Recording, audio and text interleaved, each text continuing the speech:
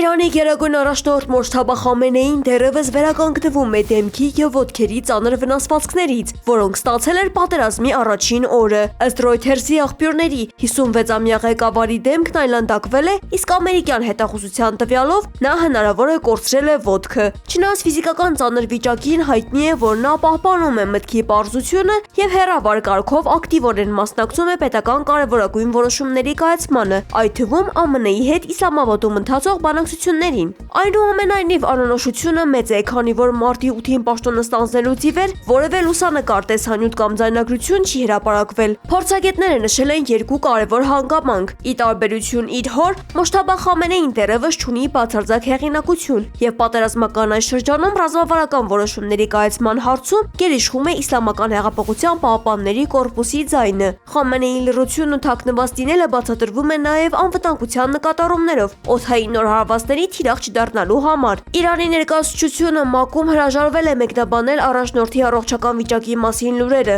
Պաշտոնական հաղորդագրություններում նա հիշատակվում է որպես պատերազմում ծանր վիրավորված։